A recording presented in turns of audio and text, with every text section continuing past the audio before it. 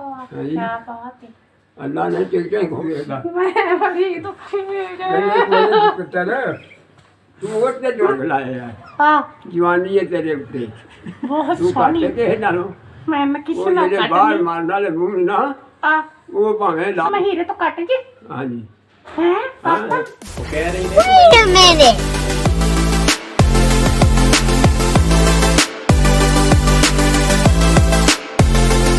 किन्ना ते मुंह मारदा मैनू कुछ नहीं मारदा ना बाबा जी यही ते दुख है। बस ये बीमारी है हाँ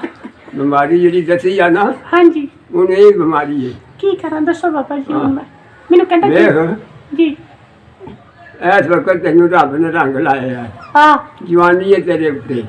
बहुत तू सोहनी काटे के नालों जेडे बाहर मारन वाले मूंह ना आ वो भावें लाद सिरे चढ़ी होवे हाँ जी उन्हें मुंह मारदा ही मारना होंदा एंजी कर लियो ना मुंह ਜਿਹੜੀਆਂ ਆਦਤਾਂ ਪੈ ਜਾਣ ਨਾ ਬੰਦੇ ਨੂੰ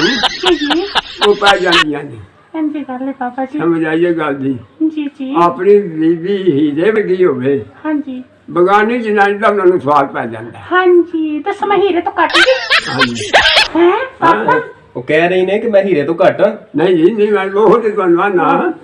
ਅੱਲਾ ਕਿਹਾ ਜੇ हाँ ਕੁੜੀ ਹੈ ਜੇ ਤੇ ਖੈਰ ਹੈ ਅੱਲਾ ਦੀ बहुत कमाल ਖੈਰ ਹੈ ਅੱਲਾ ਦੀ